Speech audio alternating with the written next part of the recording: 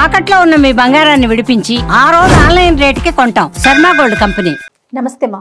నమస్తే అమ్మ, ఇప్పుడు నేను అడిగే ఒక విషయం అప్రస్తుతం, కానీ చాలామంది కామెంట్స్లో అడిగిన విషయాన్ని మేము ముందు పెడుతున్నానమ్మా.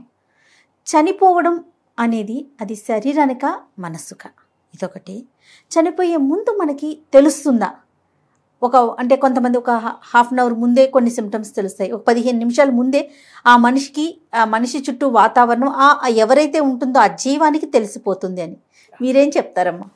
ఎస్, మా అనుభవంలో కూడా అనుభవాలు ఉన్నాయి నాన్న. కౌన్సిలింగ్కి వచ్చినప్పుడు ఒక కేరళ వాళ్ళు నా దగ్గర కౌన్సిలింగ్కి వచ్చారు. ఒక పిల్లగాడిని తీసుకొని వచ్చి మేమంతా స్విమ్మింగ్లో ఛాంపియన్స్ మేము. మరి నా కొడుకు మాత్రం నీళ్ళంటే భయపడతాడు. హిప్నాటిజం ఆయన దగ్గర కూడా వెళ్ళారు, పట్టాభిరామ్ గారి దగ్గర కూడా వెళ్ళి నా దగ్గరికి వచ్చారు, మేడం కౌన్సిలింగ్ చేస్తే బాగుంటుందని.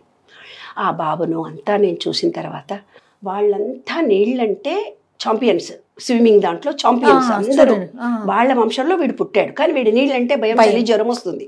హిప్నాటిజం చేయించారు, అదిరిచ్చారు, బెదిరించారు, కొట్టారు, ఎన్నో చేశారు వాడికి, అయినా కూడా నీళ్ళంటే భయం. అప్పుడు నేను అర్థం చేసుకున్నాను, చనిపోయే టైంలో వరదలో కొట్టుకుపోయి చచ్చిపోయాడు, కానీ పుట్టేటప్పుడు చనిపోయే టైంలో మన భావాలు ఎలాగుంటాయి? రాగంతో ఉంటాయా, ద్వేషంతో ఉంటాయా, కోపంతో ఉంటాయా, బాధతో ఉంటాయా అనే విషయాలు మనం పుట్టే దాని మీద ఆధారపడతాయి. ఆ ఆత్మకు ఆ అనుబంధంతో చనిపోతుంది. ఆ బీజము ఈ పంచభూతాల ఈ శరీరంలో నుంచి బయటికి వెళ్ళేటప్పుడు ఆ బీజం అనేది ఆ విశ్వంలోకి వెళ్ళిపోతుంది. విశ్వంలోకి వెళ్ళిపోయేటప్పుడు ఈ సంస్కారం ఆ పాయింట్కి ఉంటుంది, ఎనర్జీ పాయింట్కి. నీటికి సంబంధించిన ఫ్యామిలీలో పుట్టాడు. ఓకే.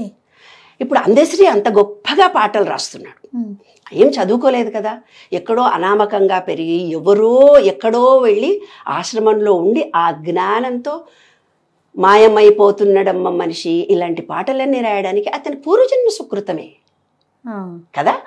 ఆ చనిపోయే టైంలో నేను ఇలా చనిపోతున్నాను కానీ జ్ఞానాన్ని పంచలేదు అన్న భావనతో పుచ్చాడు కాబట్టి అతని జన్మ వచ్చిన తర్వాత ఆ జ్ఞానము కలిగిన వ్యక్తులకు వెళ్ళిపోయాడు అతను. మనిళ్ళల్లో కూడా మనకు కూడా జరిగేది ఏంటంటే, ఏం రా నీ బుద్ధి పోనే పోదా, పుట్టుకలతో వచ్చింది పుడకలతో పోతుందంట. ఒక్క మాట కూడా విను ఎందుకు రా, మనము ఎన్నో అంటాం. అంటే కొన్ని లక్షణాలు అనేవి వాళ్ళు పుట్టుకతో వస్తాయి. దానికి కారణం ఏంటంటే, ఇక్కడ చిప్ ఉందమ్మా. ఈ చిప్ను చిత్రగుప్తుడు అని చెప్పాను, చిత్రంగా గుప్తంగా రికార్డ్ చేసే చిప్ ఇది. ఈ చిప్పులో ఏమైపోయిందంటే, సెల్ ఫోన్ మారితే మీరు చెప్తారు, అమ్మా ఇందులో 30% పాత ఉంటాయి సెల్ ఫోన్లో అంటారు. అట్లా ఈ చిప్పులో 30% మన పూర్వజన్మ సంస్కారాలు ఉంటాయి. భగవద్గీతలో కూడా చెప్తాడు, నీకు చనిపోయే టైంలో ఏ టైంలో చనిపోతావు ఆ భావాలతోటే నువ్వు పుడతావు అని. ఆస్తి కావాలి అని కొడుకులతో కొట్లాడుతూ చనిపోతారు, లేదంటే అనారోగ్యంతో బాధపడుతుంటారు. ఏదో ఒక భావన ఆ ఆత్మకు ఏదుందో అలాంటి సంస్కారం కలిగినటువంటి వంశంలో వాళ్ళు పుడతారనమాట. ఇంకా డబ్బు కావాలని, డబ్బు ఎవడని ఎత్తుకుపోతాడో ఏమో అని, బంగారం ఫలానా చోట దాచాను అది ఎట్లా ఇవ్వాలని, ఏవో ఒక ఫీలింగ్తో చనిపోతారు నాన్న చనిపోయేటప్పుడు. ఆ 30% ఎక్కడి నుంచి వచ్చింది? పూర్వజన్మ సంస్కారం వచ్చింది ఇతను. ఇంకో 30% ఎక్కడి నుంచి వచ్చింది? జీన్స్. ఏ వంశంలో పుట్టాడు అతను?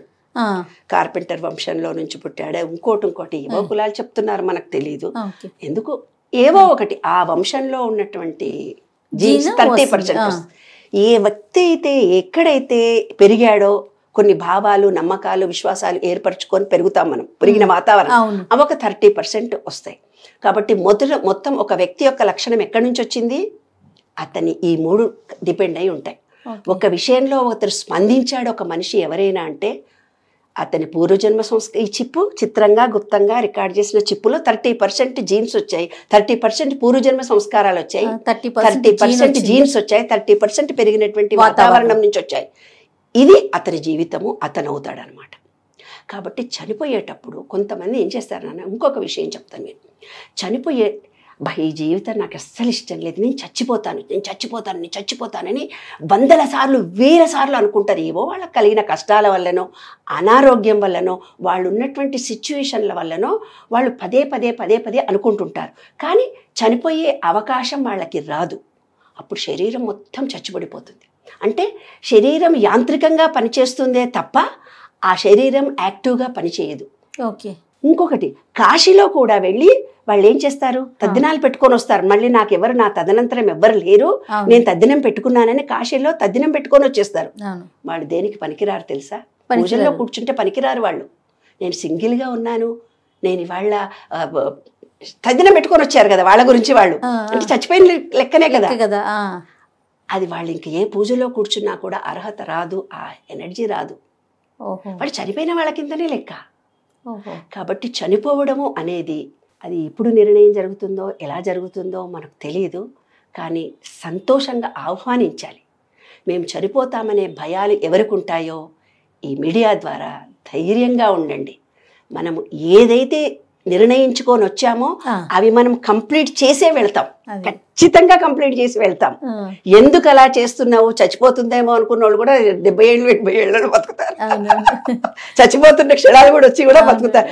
ఆ ట్రైన్ కింద పడుకోని కూడా వాడు బతికి బయటకు వచ్చాడమ్మా, ఏం కాలేమో ఎంతో ఆయుష్ ఉంది వీడికి అంట.